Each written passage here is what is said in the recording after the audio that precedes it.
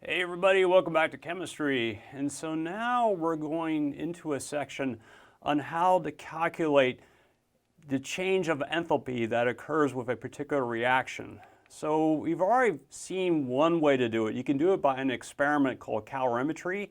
So you might remember I was talking about, say, a bomb calorimeter where I had a reaction occurring in that bomb, and it may have been, for example, an exothermic reaction, and the heat is released out of the bomb into the water of the calorimeter, and that heat raises the temperature of the water, and from the temperature change and knowing the mass of the water and the specific heat of the water, you can figure out how much heat the water absorbed, which it got from the reaction. So there are a couple ways that you can measure the change of enthalpy of a reaction. So the two that I'm going to talk about right now are not really methods that you use an experiment to determine. Instead, you have to do it by calculations from values found in tables. So I want to go over that. So one method is called the indirect method, which is called Hess's law. And so we'll talk about that first. And then there's another method called the direct method, and where we use something called the standard enthalpies of formation from the reactants and products of the reaction. So I'll go over that. Okay, so first let me talk about what Hess's law. And so there's the law. It says when reactants are converted to products, the change in enthalpy is the same whether the reaction takes place in one step or in a series of steps. So let me just kind of give a sort of my 10-cent explanation of exactly what this means. Okay, so let's say we have a chemical reaction, and so we have a molecule that is a reactant in the reaction, we'll call it A, and it goes through a chemical reaction and it becomes X. And so there will be a standard enthalpy change associated with that. So I'll just do delta H like this for this reaction. We'll call it 1. Now let's say there's another chemical reaction where we take X and convert it to B. And there's also a enthalpy change associated with that. And so we'll call that reaction 2. Now, if you have A going to B, what I want you to see is that basically if you have a chemical reaction where you have A going directly to B, A will have to go through X in this reaction, and then once it's at X, it will go to B. So it turns out that the enthalpy change of A to B is simply the enthalpy change of A to X plus the enthalpy change of X to B. So they're adding together. So the change of the reaction of this one is equal to 1 plus 2. So again, to get the change of enthalpy for A to B, you just add up the intermediate reactions that you go through to get from A to B. Now let me just give you another example here. Let's say we have A this time going not to intermediate X, but say intermediate Y. So I'll put that here. And so this will have a different enthalpy change, and so we'll call it 3. For example. So here now, maybe Y can also go to B. And so the enthalpy change here, we'll call it 4. So we can go through Y to get to the B. Similar to like we went through X to get to the B. But when we go through Y to get to the B, again, if we start out with A and go through Y to get to B, we will still go from A to B in the end. And so what would be the enthalpy change of this if you go through Y? It's going to be just these two added together, which are 3 and 4. Now I want you to notice that whether you go through Y to get to B or you go through X to get to B, it's always the same standard enthalpy change from A to B. So if you go through Y to get to B, it's 3 and 4 are added together. If you go through X to get to B, it's 1 and 2. But you can do it either way, it doesn't matter, because in both ways, when you go from A to B through X and A to B through Y, in the end, they're all going through A to B. So the change of the enthalpy of this reaction going through X should be exactly the same as the change of enthalpy for this reaction when it goes through Y. So the point here is this is a state function because it doesn't really matter what intermediate steps you go through to get to B. in the end, you judge the enthalpy of the reaction going from A to B just by the initial enthalpy of A and the final enthalpy of B. It doesn't matter whether you go through X or Y. Okay, so we're going to go ahead and learn some additional things about this. So I have some information here on the screen which you have to know. So one thing you need to be aware of is, let's say we have a chemical reaction there where we're reacting carbon as a solid and it reacts with oxygen gas and produces carbon dioxide. And we have the standard enthalpy change for that of negative 393.5 kilojoules. Okay. Now, one thing you can do in these problems involving Hess's law, there may be some reason why you need to take that reaction and multiply all the coefficients in front of those molecules by 2. And you can go ahead and do that when you're working with Hess law problems. So you can see that equation is the same, but now there are 2's in front of all the molecules. If you decide to do that, you also have to take the enthalpy change and multiply that value by 2. So you can see I've gone from negative 393.5. When I multiply by 2, I get that value, negative 787. Now, and another thing that you might do with Hess's laws problems is that there may be some reason that you might reverse the reaction. So I want you to sort of look at the top reaction I have there. It's C, carbon plus oxygen goes to carbon dioxide. And so I'm hoping you'll notice that the carbon and oxygen are the reactants of the reaction and the carbon dioxide is the products. And again, the enthalpy change is negative 393.5 kilojoules. You can write the reaction backwards if you wanted to. So how to do that is you take the carbon dioxide, that was the product, and now you make it the reactant. And you take the carbon and oxygen that were reactants and now make them products. And so I've got that written there. That carbon dioxide is now going to carbon and oxygen. Now look what happened to the change of enthalpy.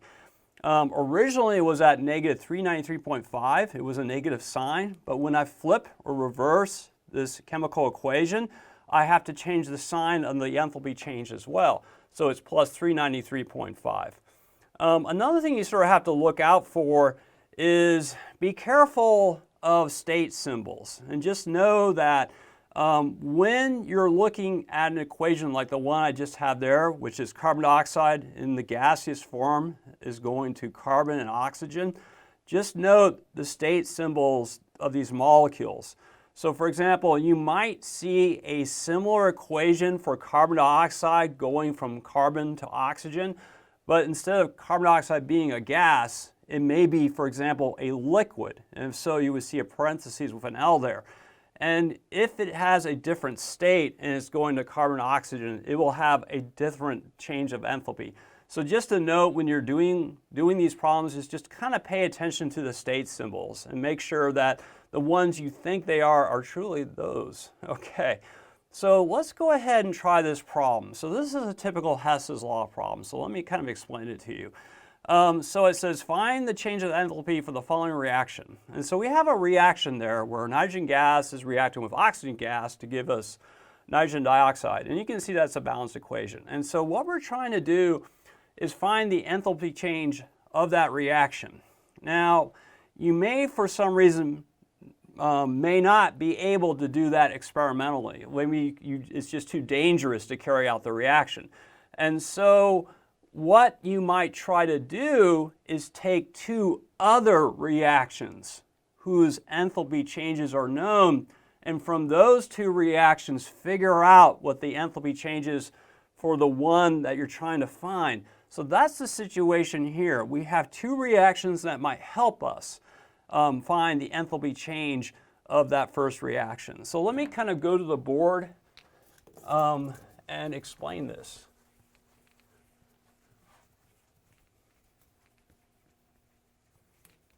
Okay, there we go.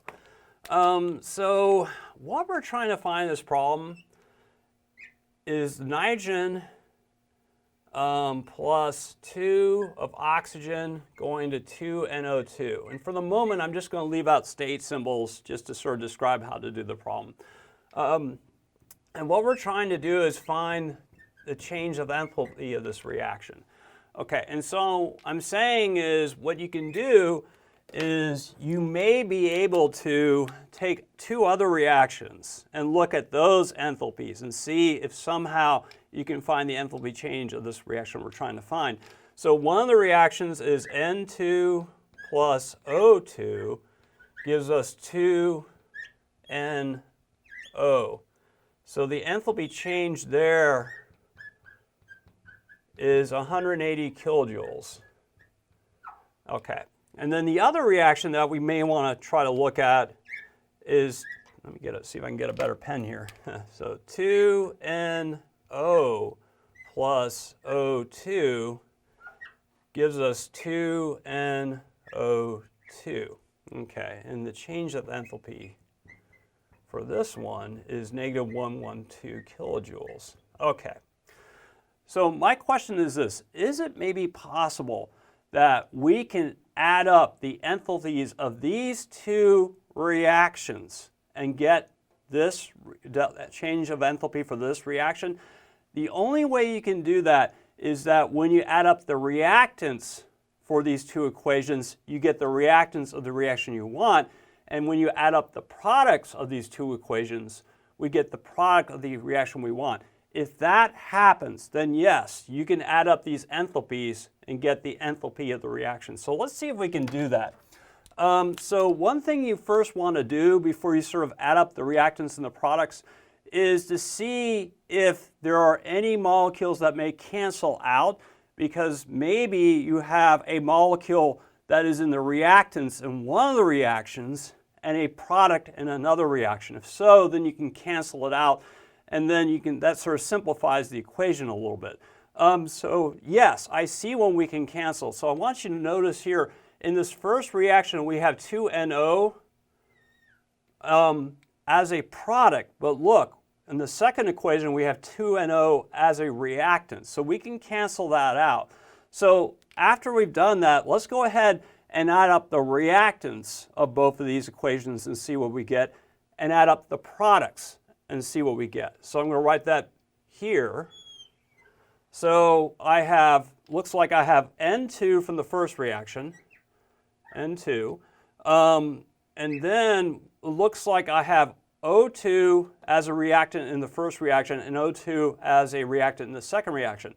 So these don't cancel out because they're both reactants. If one of these O2s was a product, then they would cancel, but they're both reactants. So they basically have to be added up.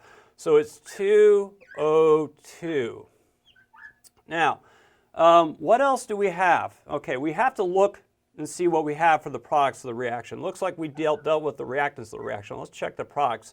So it looks like 2NO2 never canceled out. So it's going to be 2NO2 as the product. Now, let's check to see if after we canceled extra molecules out and we added up the reactants and the products, do we have what we want to solve for? So we wanted N2 plus 2O2 gives you 2NO2. And it looks like this is what we have just by using these two equations and canceling out molecules. So what that means is because we basically took these two equations, we didn't do anything funny with them. We didn't either flip them over, nor do we multiply an equation or more equations by coefficients. We just use them as is. If that is the case and we get this reaction like we did, you can just add up these standard enthalpies of the reactions and then get what the value for this is. And so it's going to be basically 180 plus a negative 112 kilojoules. Nearly dead pen, but that's okay. Okay, and so if you add those two numbers up, you should get 68 kilojoules, which is the answer. Okay, so let's do a more complicated one. That was a pretty easy one, actually. We're going to do a more complicated one right now. Okay, so here we go. Okay, let me erase this. Okay, so this one's a little bit more difficult. Okay, so it says find the enthalpy change of the following reaction. So let me write this on the board. So it's 2NOCl goes to N2 plus O2 plus Cl2. And we want to find the enthalpy change for this reaction. Okay. And so we may not be able to do this experimentally, but we may be able to look at other equations that we can use that might help us solve the problem. Okay, so let's look at, we'll write down what these other equations are. So we have 1/2 N2 plus 1/2 O2 gives you NO, and here the enthalpy change of the reaction is 90.3 kilojoules. Let me need a little bit more room here. Sorry about that. Enthalpy change is 90.3. And then the next equation is NO plus 1/2 Cl2 gives us NOCl. And the enthalpy change for this reaction is negative 38.6. So the question we first want to ask ourselves is it possible that we can just add up the enthalpy changes for these two reactions, and that will give us the reaction that we want to try to find for?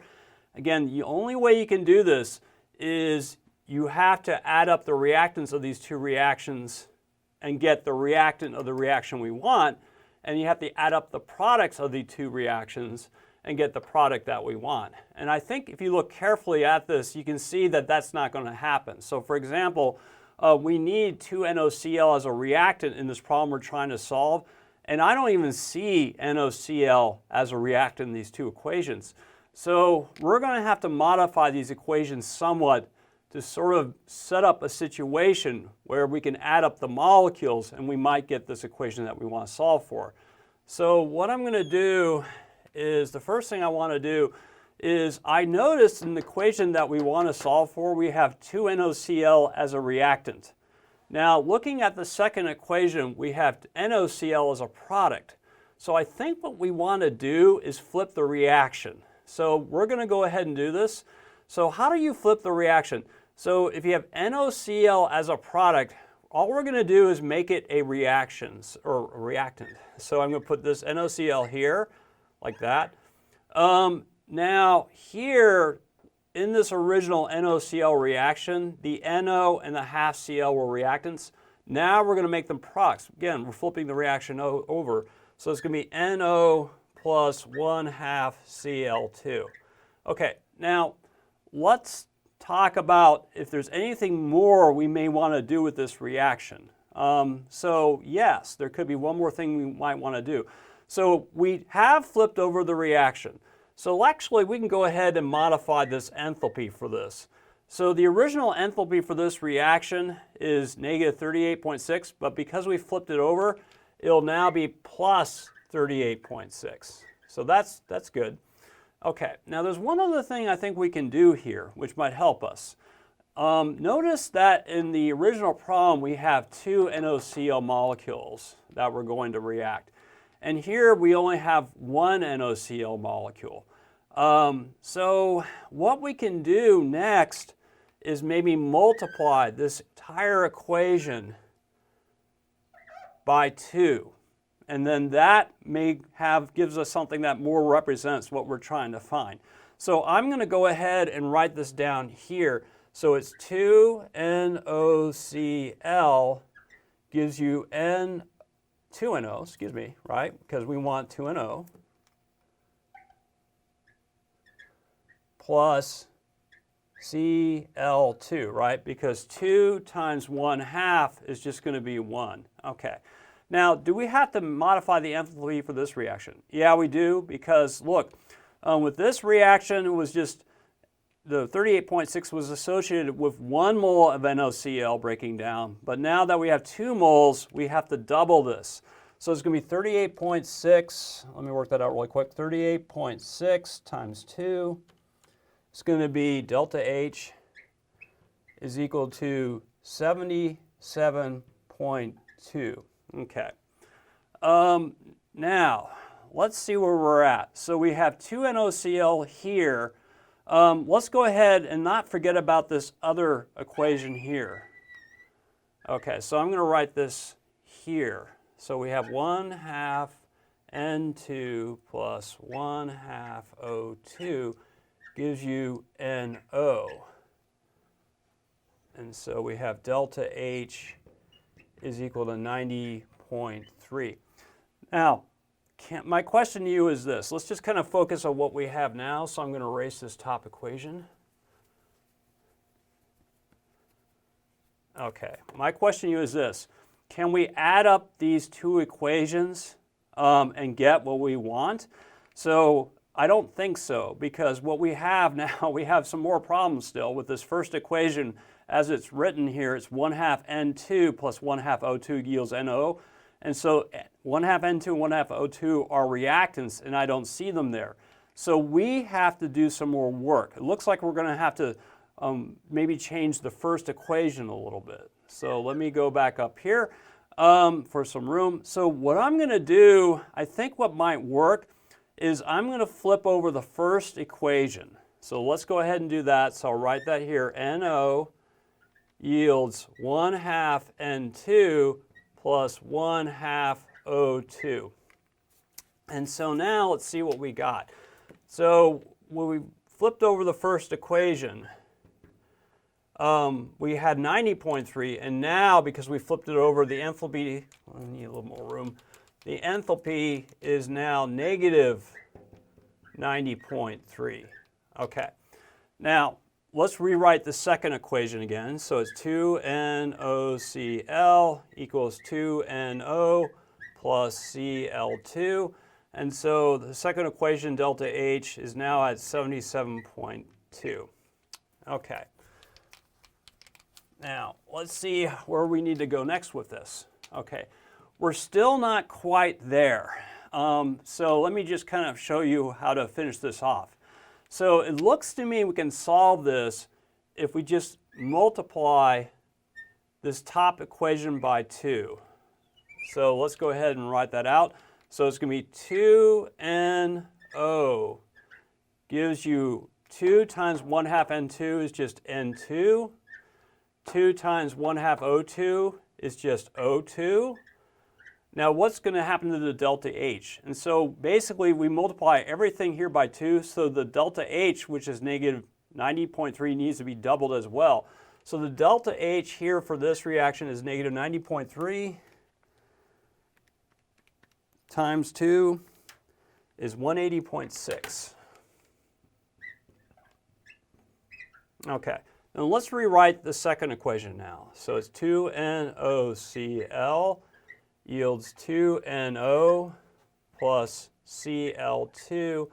And then I'm just going to write those numbers down here, 77.2. Okay, now let's see if we can get anything to cancel out at this point. So it looks like we can.